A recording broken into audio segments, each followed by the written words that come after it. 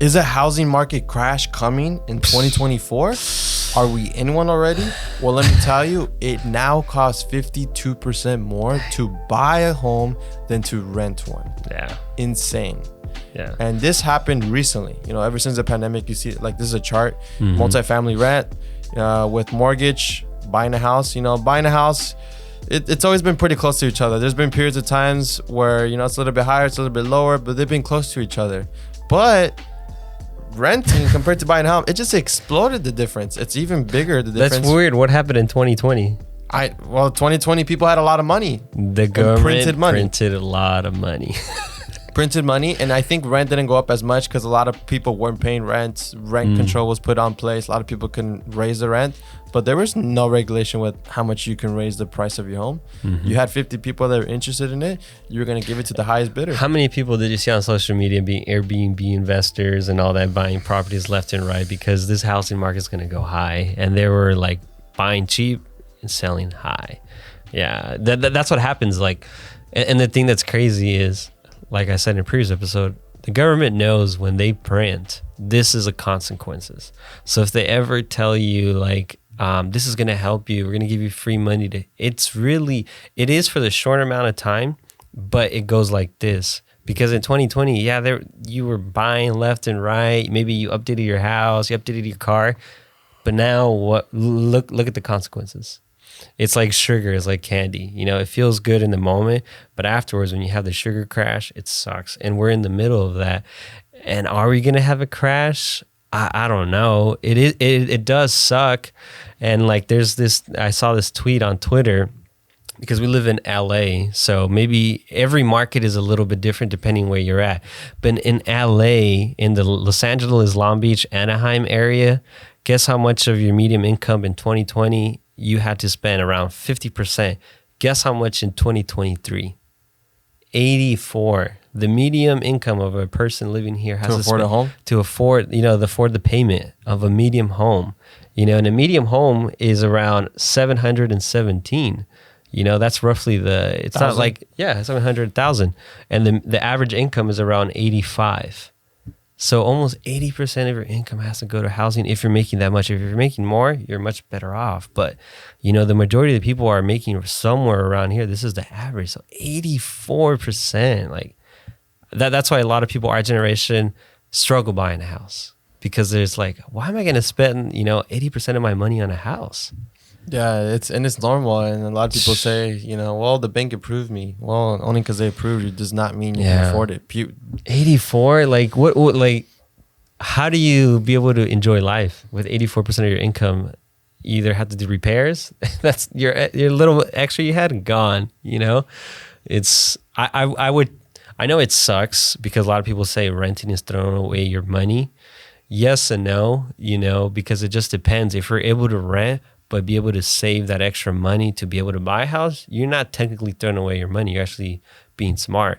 Or if you're saying, you know what, I don't really care about owning a home. I'd rather take that extra money and put it in the stock market, whatever I was going to spend extra to buy a home. That's a good way. There's pros and cons to renting. It's not always just throwing your money away. Yeah, it's definitely not throwing your money away, especially if you're in a situation where you're just starting the family, you just started your career. Like, don't feel pressure that you have to buy a home, because there was a lot of people that felt pressured right before 2008 and they got kind of screwed.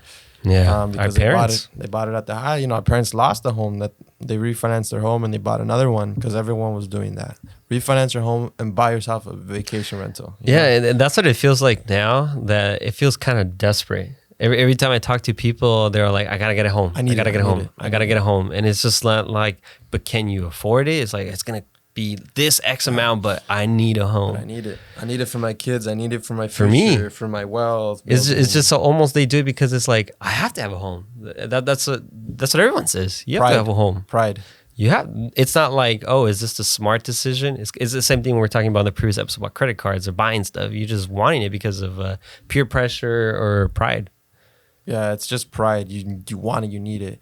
And just to give you a visual example of what a $400,000 house, which doesn't exist in in LA, definitely in LA does not exist. Not even a condo or townhouse. For that price. In October of 2021, with a 3% interest rate, your monthly payment would have been around $1,600. Very doable. Now, in this year, October 23, the interest rate is closer to 8%. So it's almost $3,000. It's at $2,788. And the total cost over the life period of the loan doubled, because for the first one with a 3% interest rate, you're at $583 total cost after 30 years. You paid off $200,000 in interest. Now at the bottom with the 8% interest, it's $1 million, so $623,000. And I know a lot of real estate agents say, what do they say? Marry the house, date the rate, which is terrible advice, because who knows how long this interest rate's gonna last for? And what if for some people they're like, in a year it'll go down? Okay, well let's say if it goes down from 8 to 6.5, it's not that much. And a lot of people are real estate agents are telling families this because they say it'll go back to the 3 or 2%. Why do they say that? That's their job. They want to make money. Yeah, it's of course. Why would you listen to a real estate agent? Listen to someone that's outside of the profit. Yeah, neutral. Is this actually date the rate? Well, actually, we're right now, our interest rates is actually normal.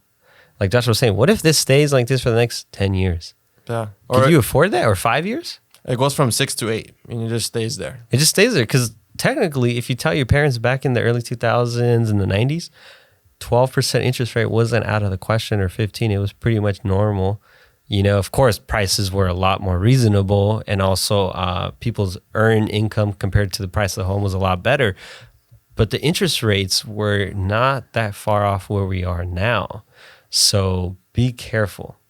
Because if this extends longer than what it is, you're basically throwing your money away, and it's a lot more painful. It's it's the worst thing. It's almost, because our parents went through that, and we know a lot of people that lost a house after 2008. It sucks. Yeah, it's the worst thing. Although I know it's a pride thing, I need my house, it's the American dream. I want to do this for my kids. I want to do this and that. Relax, make sure that you can afford it. If you can afford it, it's not 84% of your income, then you're fine, But a big thing too with the higher cost of everything is from 4 years ago to now, people are putting 118% more higher down payment, meaning double. So if they gave 100,000, some people are giving 200,000. If they were giving 50, now they're making 100,000 down payment just so they can afford it, because of how high the interest rate is, which is money you could have, because you buy a house, it's great, but it's dead money. It's just sitting there. You can't do anything with it. If you could have left it in the stock market, or you could have started a business or done other stuff with it, that's why you have to make sure you make a good financial decision. Buying a house isn't always the best thing at that moment. And also, one thing that I noticed, a lot of people are buying houses super far away from where they work or their overall lifestyle. So, and we've seen that. A lot of people do that. We know a lot of people that moved up to the high desert because houses were crazy cheap. But then they messed up their routine, because now they're driving X amount of hours. Now they think about oh yeah, my car's going to break down more often. I'm going to spend more time on gas. I'm going to spend more time just sitting on the street, on the freeways, instead of spending time with my family. So buying a home, it's your dream home, whatever it might be, might not be the best decision. And one chart that I found on X or Twitter is, who are the people that are mostly buying houses right now? Is it investors, or is it just regular average person? And this chart right here shows something interesting, because it pulls back to 2000. So right now we're over here, and if you see the gray bars and the red bars, red is people. Oh yeah, and the time that they're investing and not investing. Right now, and you see in gray, they're not investing. Look at the last time they weren't investing. They're always ahead of the curve, because they're considered the smart money. They can see trends, longer than the average person. So if right now they're not investing, and they're like, you know what, I'm going to wait before I make purchases of a house, that just shows you, maybe right now is not the best time. Even though, like you said, real estate agents tells you, what are you talking about? Date the rate, or date the rate, right? Yeah, marry the house. Marry the house.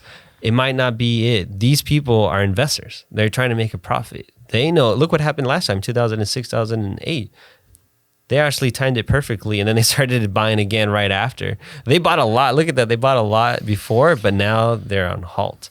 Yeah, it's a tricky time we're in right now, and But will there be a crash? That's like the topic. Will there be a crash? Everything fundamentally points towards yes, there will be a drop in prices because demand has dropped like crazy. Even the demand in buying a house right now is worse than in 2008. It's worse than a very long time that it's been, and prices have been dropping in some markets.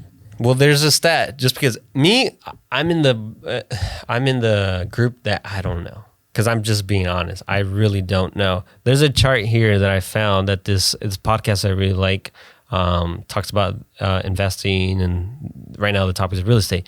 And they showed like every time we had a recession, how much did houses either they crashed or improve. And out of the 9, 7 of them actually improved. It was only 2 that dropped a lot, 2008 and the 90s. But home prices throughout that recession, so like a lot of people say, it's going to crash, blah, blah, blah. Actually, it doesn't. You know, out of the 10 last recessions that we've had, only 2 of them crashed. The rest of them actually stayed the same, or some of them went up to 14%, or some of them just 0.2. So is it going to crash? Who knows? I think the number one question is unemployment. That is like the one chart that everyone's looking at, because that's really going to determine if we're just going to have houses pretty much stay the same, or 2008 level, or in the 90s level. Yeah, if unemployment gets bad, we'll probably be worse than 2008 because of how much people have been spending and put themselves over leverage. Hard situations. Worse than 2008. Yeah. And in many cases, even though people say that it was bad, well, I mean, now a lot of people buy homes, and if unemployment does rise, then yeah, they're going to be over leveraged. Yeah. It's like one thing that everyone's waiting for is the rate cuts for housing, you know, and there's a probability of everyone's hoping for a rate cut in May of 2024. And that's what I see on social media. A lot of realtors like, in a couple of months, we're going to be cut. Like, they're not raising anymore. There's actually going to be a cut. But do you know how much the experts were correct? In Bloomberg, this is back in 2022, they were saying 100%. And if you look at the stock market, so just because experts are saying one thing doesn't mean it's correct. And there's another stat. You know, right now we're seeing a lot of articles saying, you know what, we're actually doing pretty good. You know, the consumer is doing really good. They're spending like never before. But do you know how many times they've had this soft landing talk? If you see this chart here, the dark gray is every time they start talking about like optimism, like, oh my God, we're actually doing good. You know, we're not going to go into crash. Look at every time the soft gray is when we had recessions. Right now, we're higher than 2002, 2008 of saying, no. You know, that's why in this conversation is like there's 2 camps. It's hard to say where we're going to be at, but there is a good amount of charts pointing the wrong direction. So it's really unemployment. Unemployment, if it continues going up, because it's ticking, if it continues going up, that's when the crash happens. Is right after. And the Fed usually cuts as soon as the crash is happening, or when we're about to like hit the bottom. Yeah, maybe they know something. Maybe they do cut their rates, but then that's because the recession started. So who knows? Yeah. Because like the reason, like a lot of people say, but why did they raise the rates? That's how they give like stimulus to the economy. They have at 0. Imagine we had a recession and interest rates were at 0. How are they supposed to stimulate the economy? They have to raise it at 5% or whatever they're going to eventually hit it to. Maybe it stays here because that's what's like, okay, we're in a recession, drop it at 2, drop it at 1. And that's going to give like some as like a stimulant in the economy. Yeah. If not, they have no power. And then it's going to be even worse. Yeah. Yeah. So it's actually good that they raise interest rates so that when the recession comes, it's not as bad. Well, that's their hope at least. Yeah.